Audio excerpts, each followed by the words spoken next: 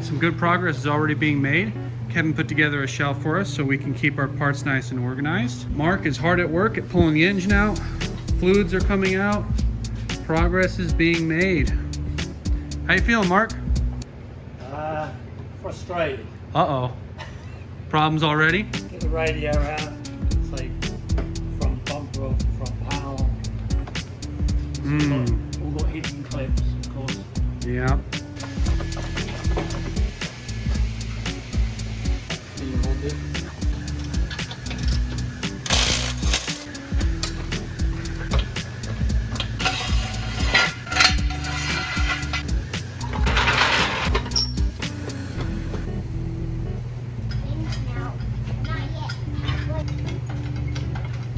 No, no, it almost tried to strip in that. It's at a slight angle. Okay. Now, it's time to see if we can get the engine and transmission out.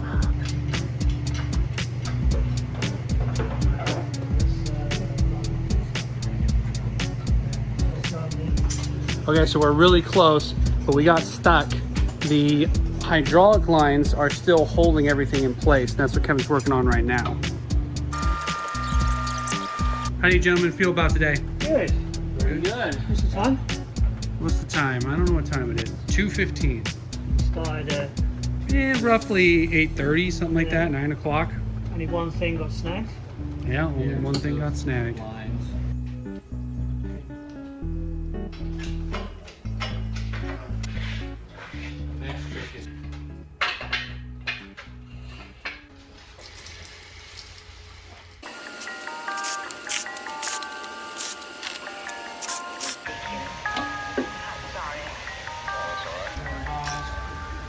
And then,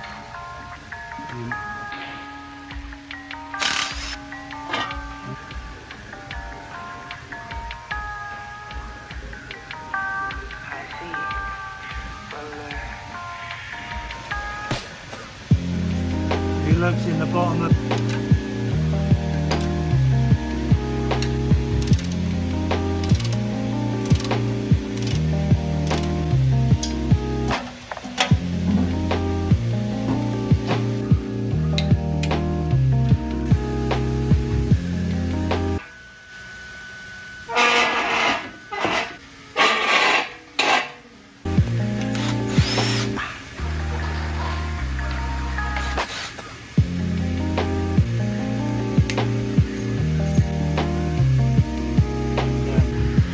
okay, so all we did was just do a visual inspection and then make sure all the bolts were reasonably tight, and that's it. Everything looks good. This bolt right here is stripped, and we're gonna need to fix that. Also, this bolt is stripped, and we'll need to fix that as well. There's a big but with this type of repair. Because we're in the head, we're gonna be drilling and tapping. And when you drill and tap, you're gonna make little aluminum chips. And if we don't control those chips, they're gonna go down into the engine. So this is gonna be a bit of a challenge. We're not exactly sure how to do this the safest possible way, but we've got a few ideas.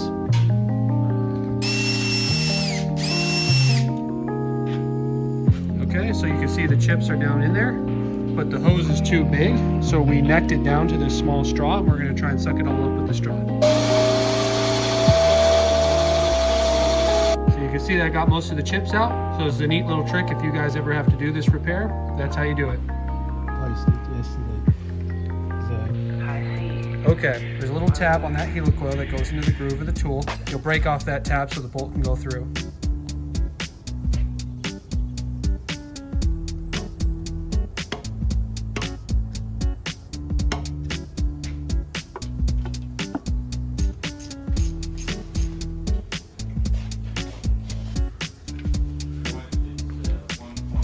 One problem down, one to go.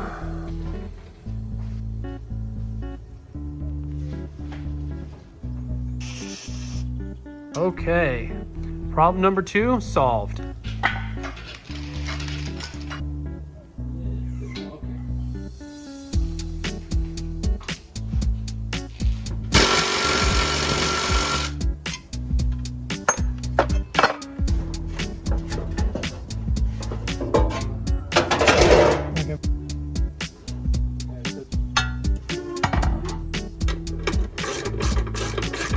Okay, the build continues. We gotta put 2 new coolers on the front of the car, so that's what we're gonna do today, and hopefully that goes pretty smoothly and we can move on to some other stuff.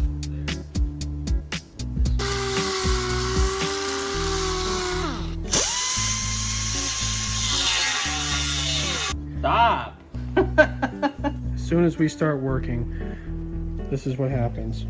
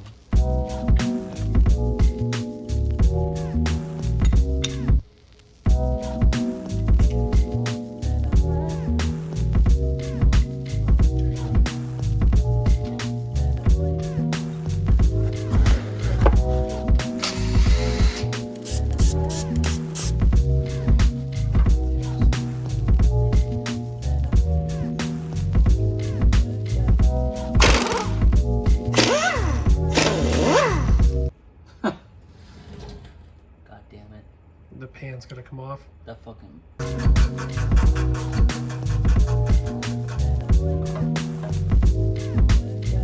So it's a good thing we went in here. The O-ring got pinched, so we'll have to have a talk with Mark about that. So this is the stock one. We want to check and see if it was damaged as well, and it is. So we're gonna have a real conversation with Mark now. Okay, this is what we think the issue is. You're supposed to use a different O-ring depending on what pickup tube you have, and we're thinking that's what's causing these O-rings to get damaged during install. We're gonna try the thinner one and see what happens.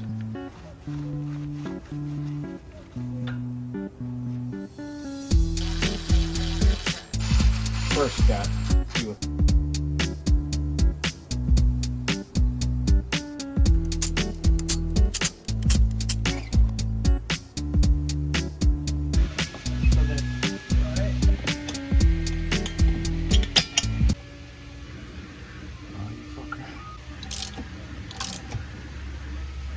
Okay, so we stopped the project real quick so we can put in our lift. This lift we got earlier last week, and we figured, well, we should just put it in right now and use it because what's coming up is going to be kind of a pain, and we'd really like to have it. So we're going to do that right now.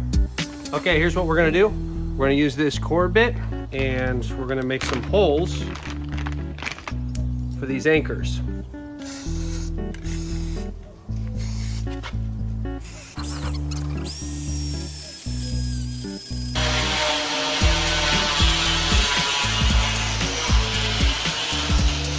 So it didn't quite work out like we expected. The holes ended up being a little bit too large. So we got some larger anchors on order, and hopefully those will fit in the holes that we drilled. The problem was that we were drilling by hand, and when you drill by hand, the holes always wobble out. So we'll try again tomorrow.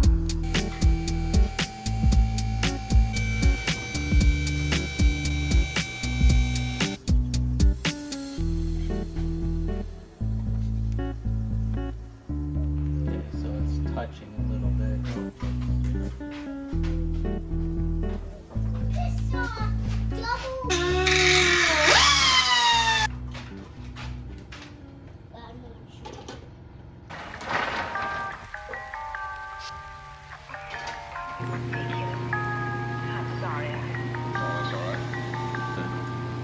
Yeah, it's like, definitely not.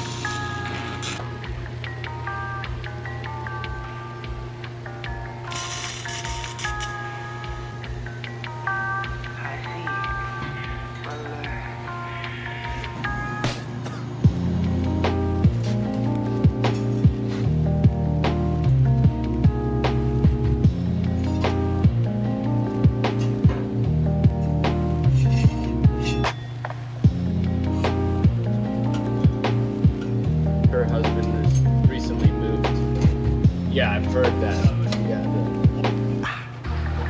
like there's a lot of, not like 100%.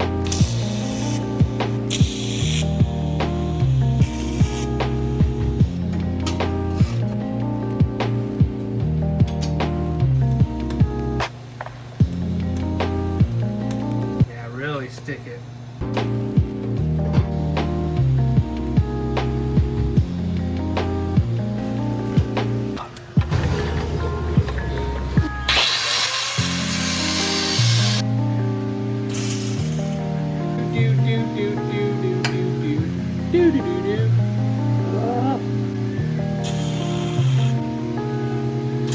All right, so we've got a couple of mock-up pieces here to figure out how we can fit in and around all these tight bends around the dipstick and the steering rack here. So this will give me an idea. I can make some measurements, and then in order to get a really tight bend, we're going to use one of these, and so that'll allow us to join really close together in tight constraints. We can adjust these and swivel them at different angles, so it'll make it really easy. We will show you that when it's done. So we're trying to go from that connector there all the way over to that connector there.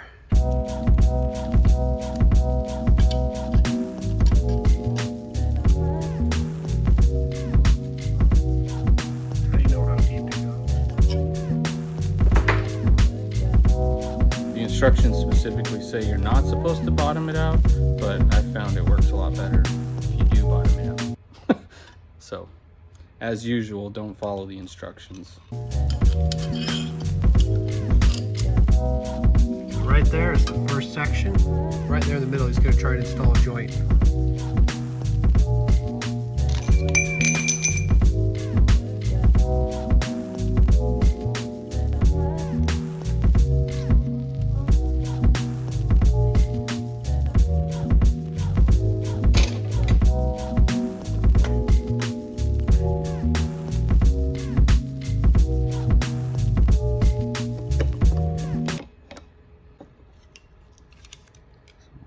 And two.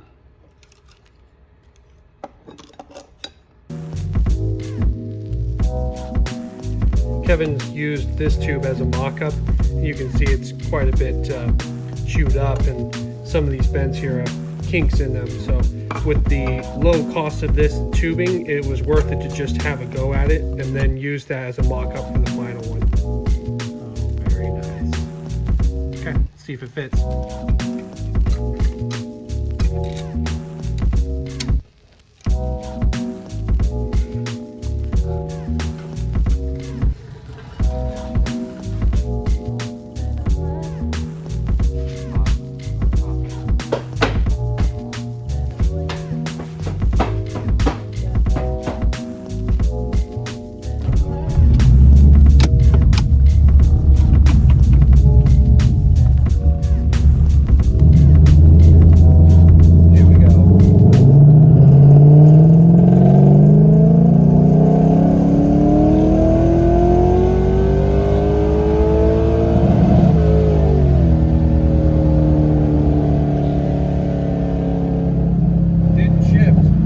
All right, ladies and gentlemen, that was the first rip.